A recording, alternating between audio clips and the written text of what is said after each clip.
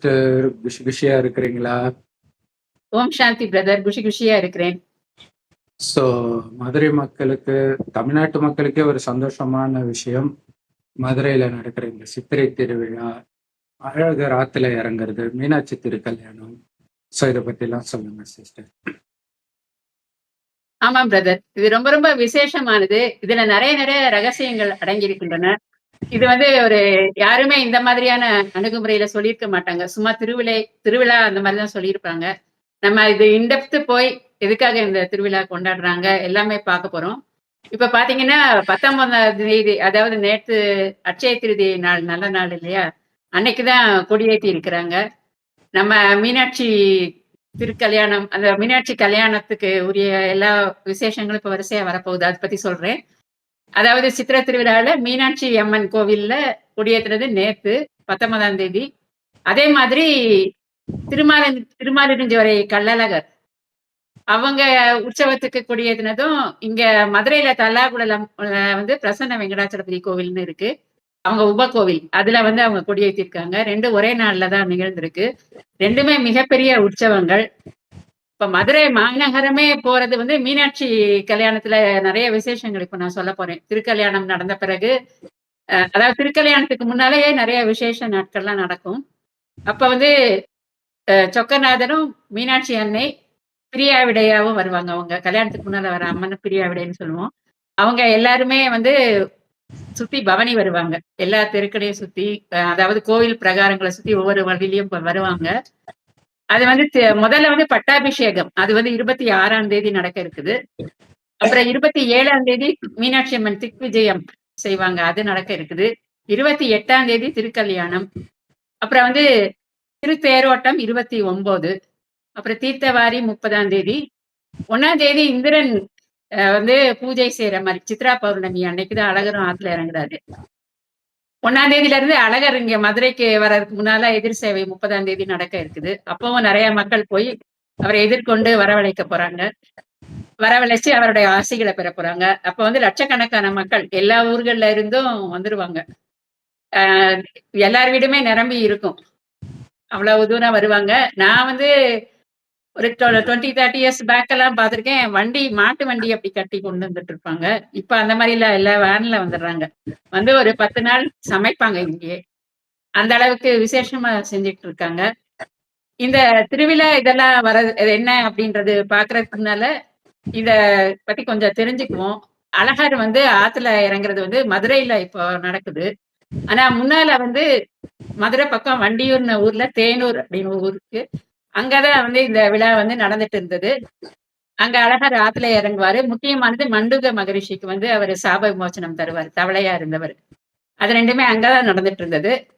அப்போ ஒரு நிகழ்வு நிகழ்ந்தது. அது வைக்கோல் மண்டபம் தான் இப்போ அவங்க செய்வாங்க.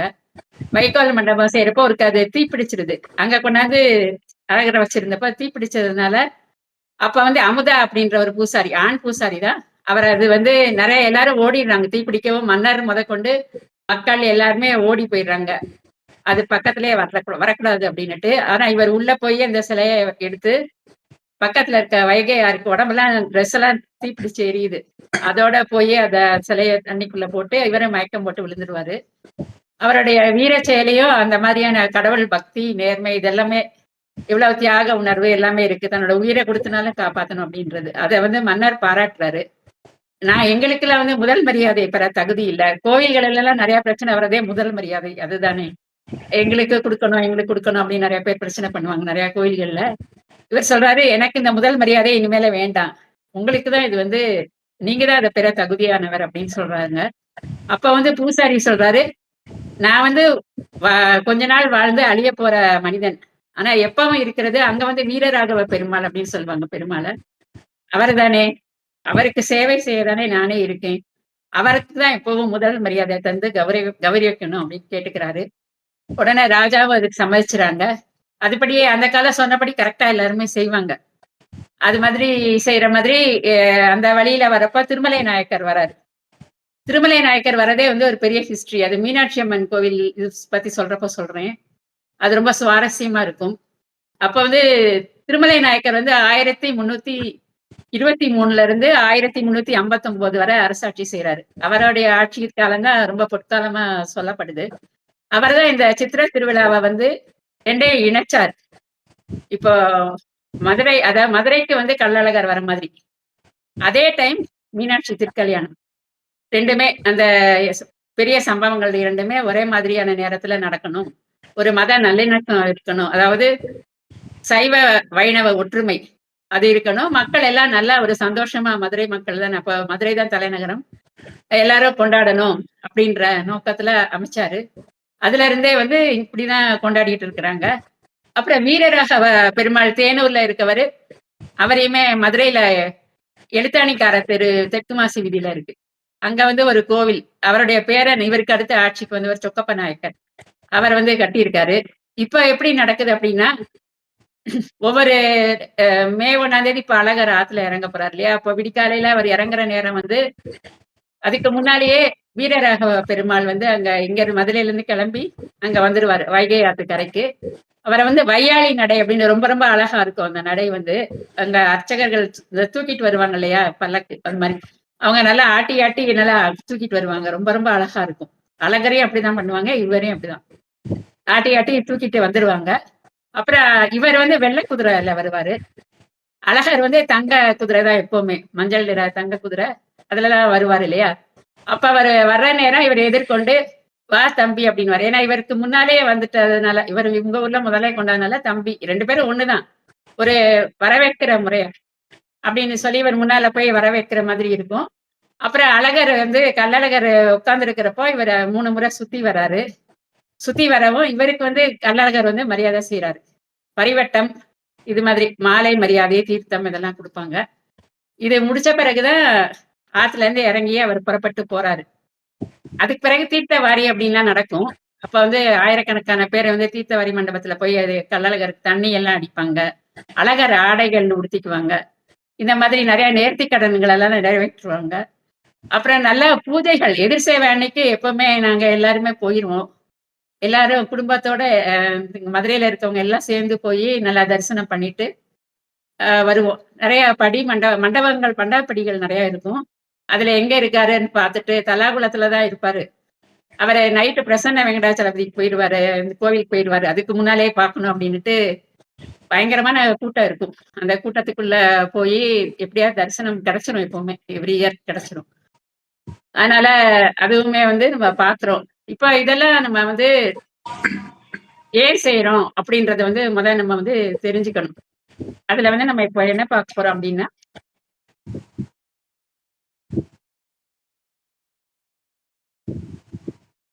சித்திரை திருவிழா பத்தி ஒரு தவறான அபிப்பிராயமும் மக்கள் கிட்ட இருக்குது.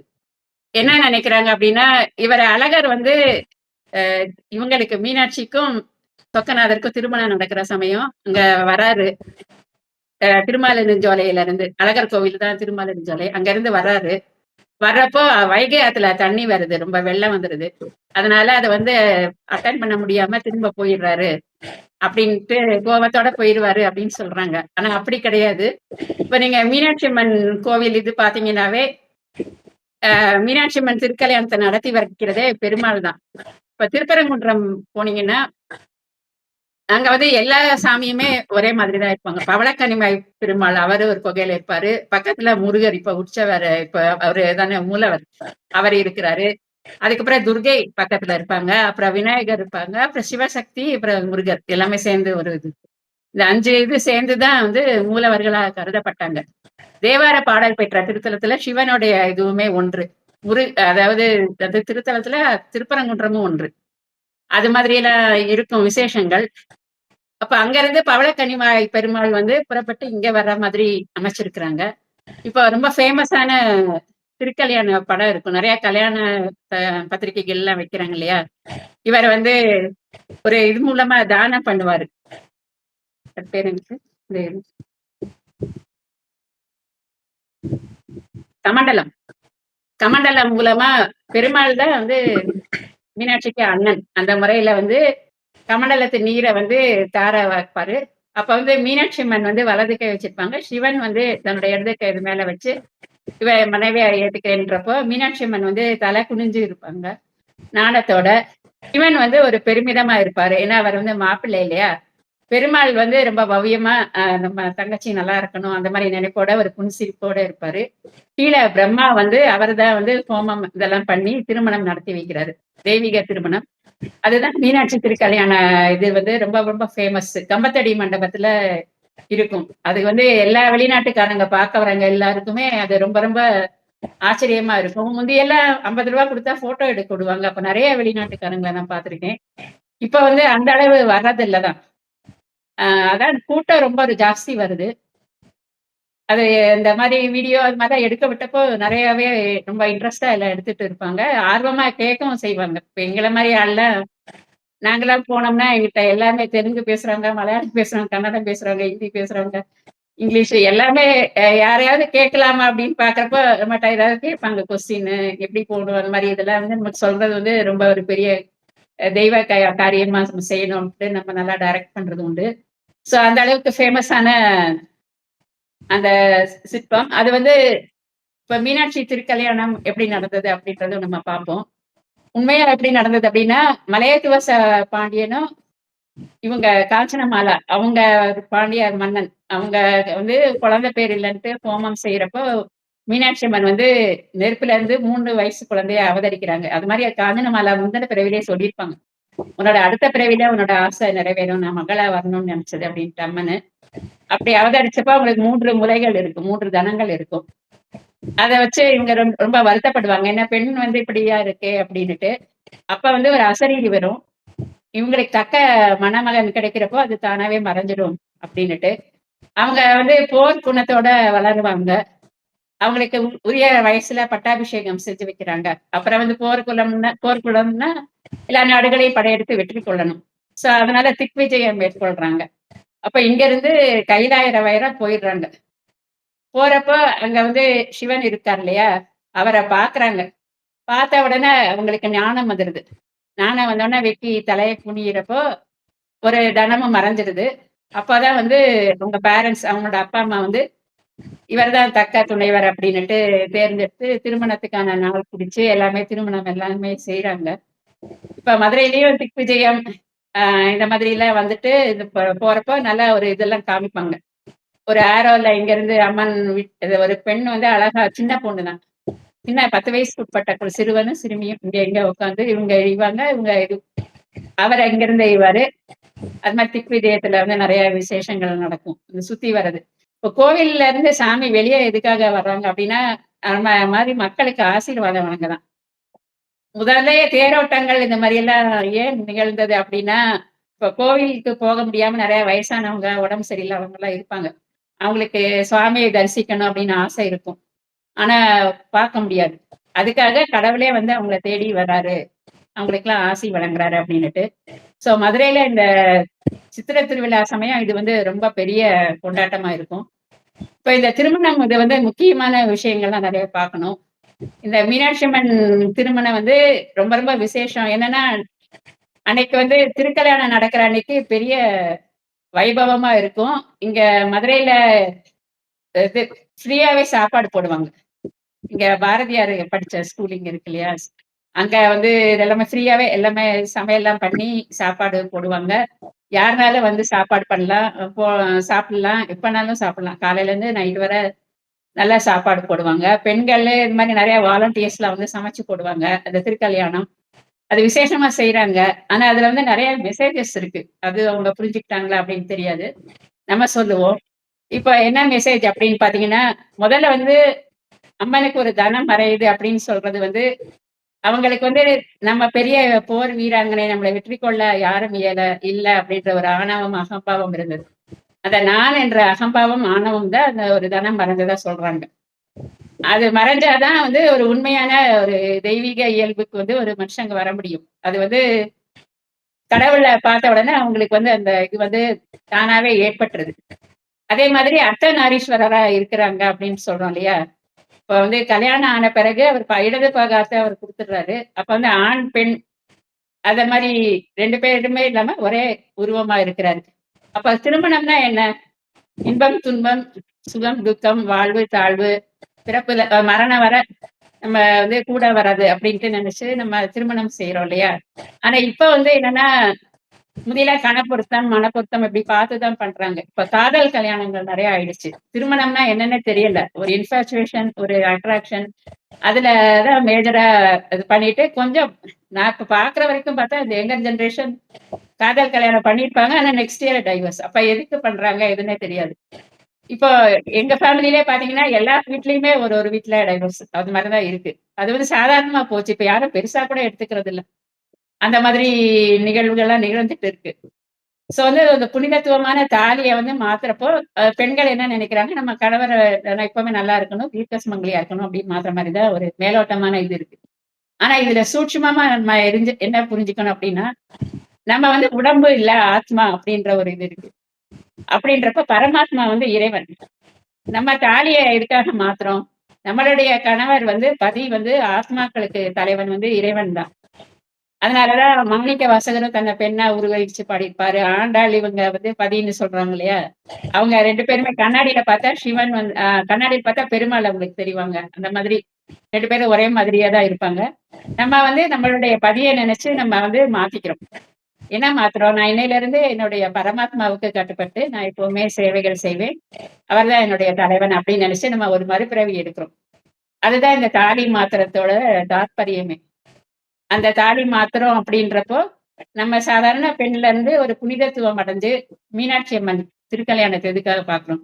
அவங்கள மாரி புனிதத்துவம் அடைஞ்சு, நம்மளும் மேல்நிலைக்கு உயரணும் அப்படின்ற ஒரு மெசேஜ் அதுல இருக்கு. இப்ப அடுத்தது வந்து அழகர் கோவில் இதுக்கு வருவோம். அழகர் கோவில்ல வந்து இப்போ அங்கேயே நம்ம போறோம் அப்படின்னாவே, கோயிலுக்குள்ளேயே சுந்தரராஜ பெருமாள் தான் மூலவரு. அங்க வந்து எழுதியே போட்டிருப்பாங்க.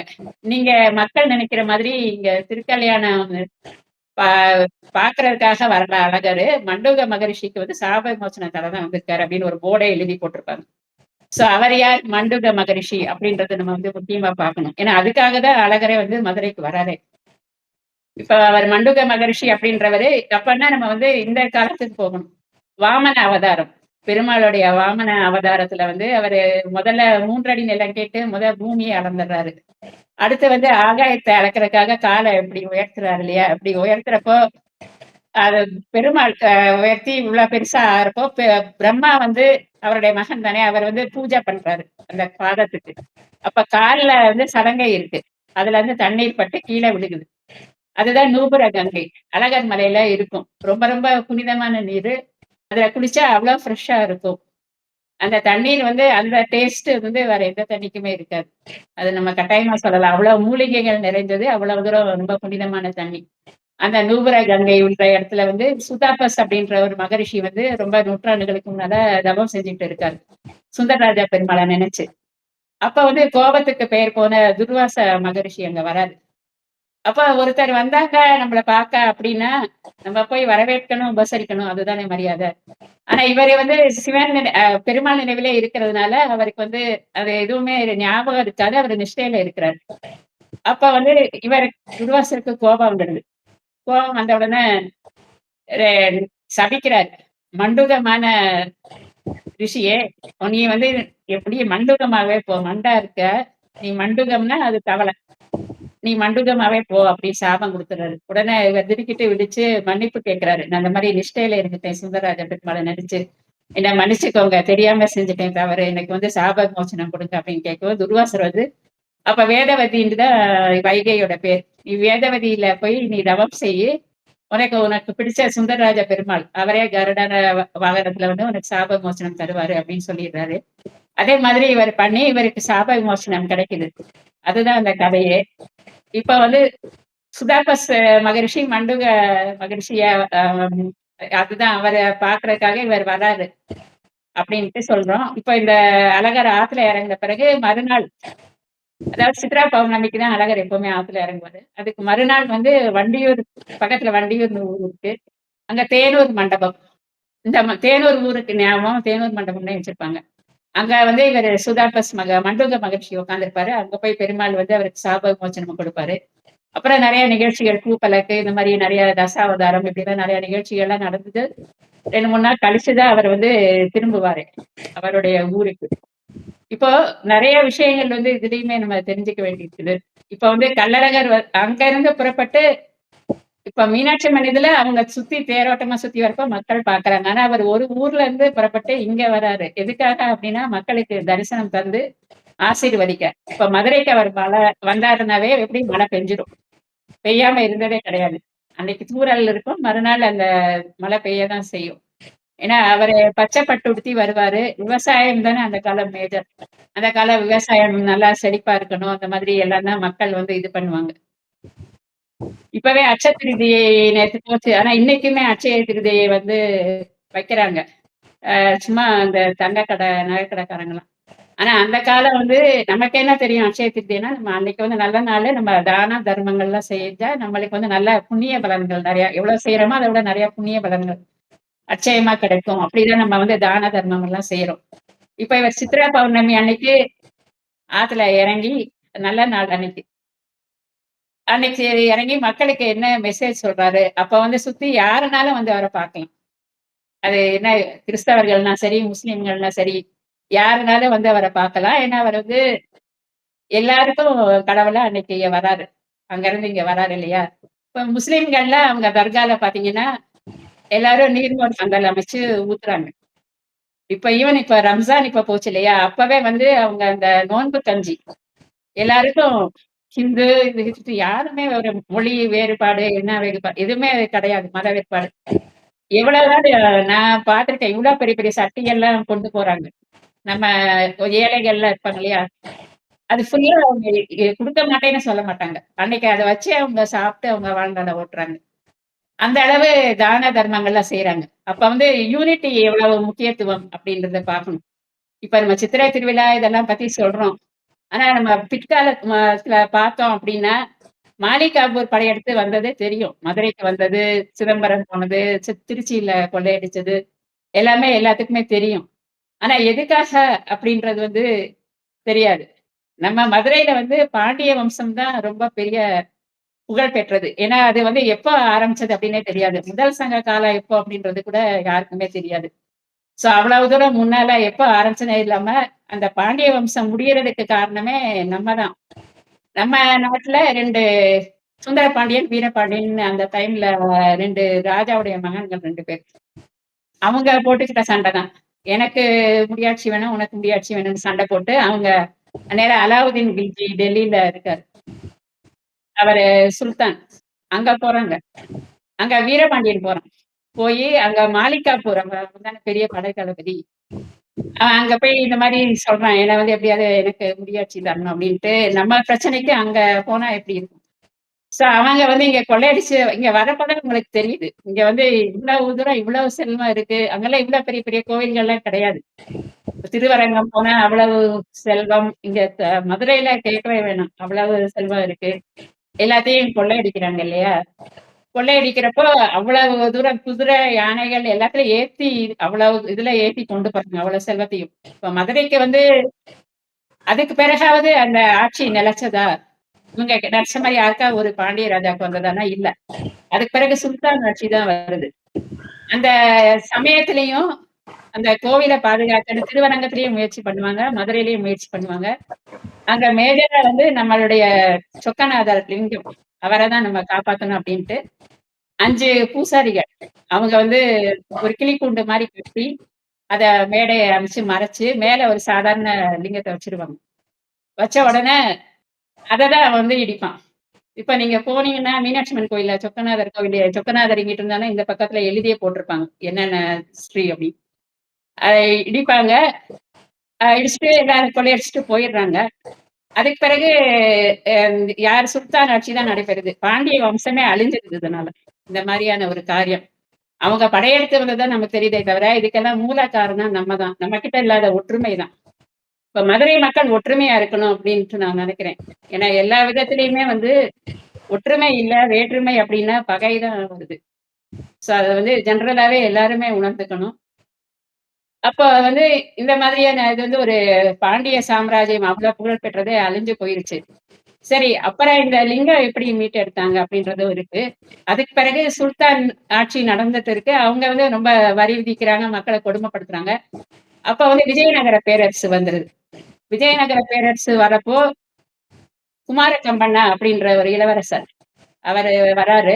அவருக்கு வந்து எப்படி வராரு, மதுரைக்கு வராரு அப்படின்னா, அவர் கனவுல வந்து மீனாட்சி அம்மன் வந்து ஒரு வாள் குடுக்குறாங்க. குடுத்து இப்ப மதுரைய வந்து நீ தான் காப்பாத்தணும் அப்படின்னு சொல்றாங்க. அது மாதிரி தெரியவும் இவர் வந்து மதுரைக்கு வராரு. மதுரைக்கு வந்து படையெடுத்து அவங்கள விரட்டிட்டு முதல்ல மீனாட்சி அம்மன் கோவிலுக்கே போறாரு. போறப்ப அது 48 வருஷம் ஆயிருது. அப்ப என்ன ஆகுது அப்படின்னா, 4 பூசாரிகள் இறந்துடுறாங்க. ஒரே ஒருத்தர் மட்டும் உயிரோட இருக்காரு. அந்த 5 பேர்ல. அவர் வந்து இந்த மாரி சொல்றாரு. உண்மையான இது வந்து லிங்கம் கீழ இருக்குது அப்படின்ட்டு சொல்லிட்டு இறந்துடுறாரு. இவர் உடனே அத வந்து தோண்ட வைக்கிறாங்க. தோண்ட வச்சு பார்த்தா, அந்த கிளிக்குண்ட இது பண்ணி அந்த லிங்கம் வந்து அப்படியே இருக்குது. அதுல வந்து சந்தன வாசம் அடிக்குது. மலர்கள் அன்னைக்கு போட்ட நாள் மூடுறதுக்கு முன்னால போட்ட பூஜைக்கு உண்டான மலர்கள் அப்படியே இருக்குது. 2 வெள்ளி விளக்குகள் வந்து எரிஞ்சுகிட்டே இருக்குது. இத்தன வருஷமா. அவ்வளவு தூரம் பெருமைக்குரியது மதுரை. நம்ம இந்த மதுரை மக்கள் இந்த மாதிரி எல்லாம் இருக்கிறப்போ, நம்ம வந்து எவ்வளவு தூரம் ஒரு அ பியூரிட்டி அதாவது உத்தமமான நிலைமைய கடைபிடிக்கணும். அதே மாதிரி தமிழ்நாடு. அது எல்லாமே இது வந்து இதுல மூலமா நம்ம கிடைக்கிற பாடம். இப்ப அழகர் வராரு அப்படின்னா, எல்லா மக்களுக்கும் தரிசனம் கொடுக்க வராரு அப்படின்றப்போ, நம்ம என்ன தெரிஞ்சுக்கணும் அப்படின்னா, இந்த ஜாதி மத வேறுபாடு தான் அவர் வந்து பார்க்கறது கிடையாது. எல்லாரும் அவருடைய குழந்தைகள் அப்படிதான் நினைச்சே வராரு. நம்ம தான் மண்டூகமா இந்த மாரிலாம் பிரிவினைகள்லாம் பார்த்து, தேவையில்லாம துவேஷத்த கிரியேட் பண்ணிட்டு இருக்கோம். இப்ப நம்ம நாட்டிலேயே ஒற்றுமை இல்ல அப்படின்னா, இப்போ அந்த நம்ம பாண்டிய நாட்டுல ஒற்றுமை இல்லாதனால அங்க போன மாரி வேற நாட்டுல இருந்து எல்லாரும் வந்து எல்லாரும் பண்ணுவாங்க. அது ஒற்றுமை இல்லாதப்போ எல்லாமே பிரிவினைகள்லாம் வரதான் செய்யும். இந்த மாதிரி வேற்றுமை உணர்வு இல்லாம ஒற்றுமை உணர்வ மக்கள் கடைபிடிக்கணும். இதுதான் வந்து கள்ளழகர் கள்ளழகர் வர விஷயமாகட்டும், மீனாட்சி அம்மன் திருக்கல்யாணத்துல நம்ம ஆத்ம ஞானம் பெறணுன்ற பெரிய ரகசியம் அடங்கியிருக்கு. இதாகட்டும். இந்த மாரியான விவரங்கள் இதெல்லாம் கூட கூறதுக்கு வாய்ப்பு கிடைச்சதுக்கு கனக பெருமானுக்கும், மீனாட்சி தாய் சுந்தரேஸ்வரர் அனைவருக்கும் என்னுடைய மனமார்ந்த நன்றியை தெரிவிச்சுக்கிறேன். வாய்ப்பு தந்த உங்களுக்கும் என் மனமார்ந்த நன்றி பிரதர். Thank you sister. நிறைய விஷயங்கள் நீங்க அப்படியே வரலாறுக்கே அழைச்சிட்டு போனீங்க. நிறைய பேருக்கு தெரியாத விஷயம் இதுல இருக்கும். எல்லாரும் இதை என்ஜாய் பண்ணியிருப்பாங்கன்னு நம்புறோம். Om Shanti sister. Thank you sister. Thank you brother. Om சாந்தி.